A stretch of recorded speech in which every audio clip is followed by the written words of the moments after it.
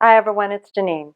This yoga video is for all the parents out there and those of you working from home who don't have a moment's peace to yourself. There's days when you just don't have time to put on your yoga clothes, unroll your mat, and do a full yoga practice or even a short one. Today I have 5 yoga poses for your lower body that you can do while you're in the kitchen. Have tight calves? Warrior 1 is great for that. Number 1. Virabhadrasana 1. Face your counter, hands on the counter, shoulder width apart, and then step your left leg back to start. How far do you bring it back? Well, that's going to depend on a number of factors. First, bend your right knee as close to 90 as you can get it. So that's number 1 factor.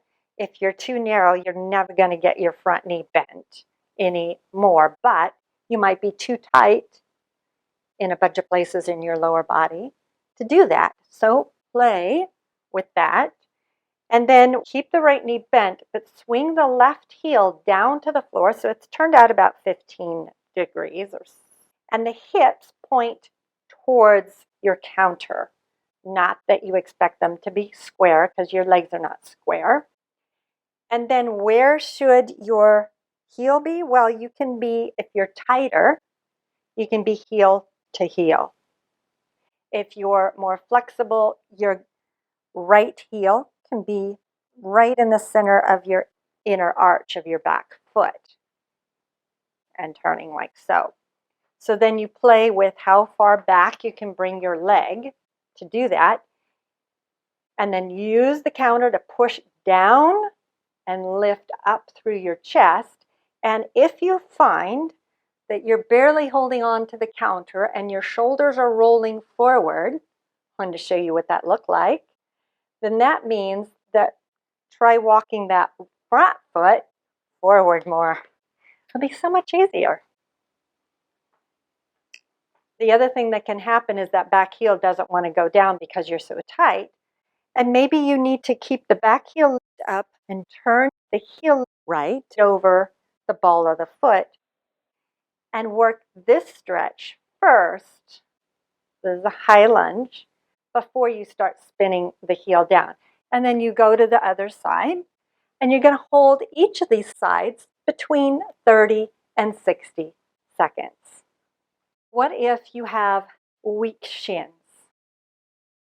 For stronger shins, you face away from the counter and then hold on to the counter for balance and then lift the balls of your feet up. Lift them up. You hold for like 3 seconds, lower down, and then keep doing that 10 times. You can do that throughout the rest of your day. If you have chronic tight shins, strengthening your shins can be key. Number 3, a modified version of Mayurasana peacock pose. Now, number 3, standing right in the middle, is a great pose for lower back traction. Not the easiest one, so if it's a little challenging, use that to your advantage. You face the counter for this one. Why could it be more challenging? Well, you need arm strength. Yay! It's a 2 for 1. You turn your fingers away so that your palms are going to be on the counter. And then you're pushing down through the palms and making sure you're not just hunching your shoulders. Press, lift the heels.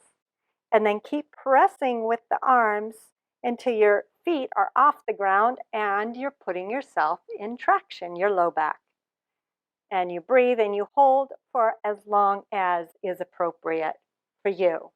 And like I said, don't worry, we've got a couple more for your low back traction. Number 4, modified downward dog pose, modified Adho Mukha Svanasana. Come to your sink. You're going to reach in and grab a hold of the sink shoulder width apart, like so. If there's people around, you might want to pull your top down. Make sure it doesn't come up. And then walk your feet back. And your arms are going to stay straight. Keep your knees bent though, for now. Tilting pelvis up to the sky. And if your hamstrings allow it, maybe you'd like to straighten your legs, keeping your hips over your ankles, using your strong hips wherever you're at to draw back to bring your low back into traction. And then to come out, walk your feet forward. You're going to do that for between 30 and 60 seconds.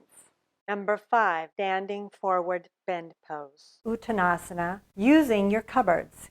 Number 5 is another great one for lower back pain, using what you've got around you. So turn and face your counter, whatever it looks like.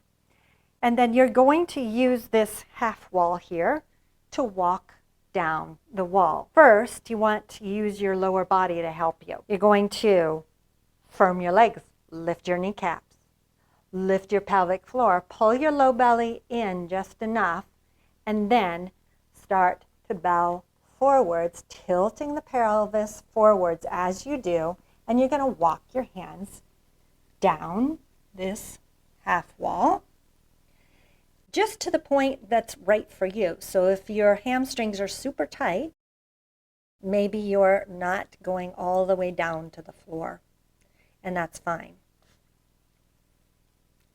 And you would just hang out there 30 to 60 seconds. Or you could keep walking down if you have the flexibility.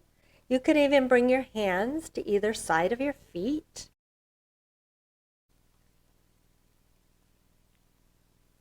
And then to come out, you can either, number 1, walk your hands up your legs, or number 2, walk your hands just up the way you came in, up the side wall, and then come back to standing. Let me know in the comments which of these 5 yoga poses for the lower body was most beneficial to you. And join me next time for 5 yoga poses that you can do after lifting kids all day, or lifting boxes of paper, or groceries, or fill in the blank. Thank you so much for joining me today, and I look forward to seeing you again next time. Namaste.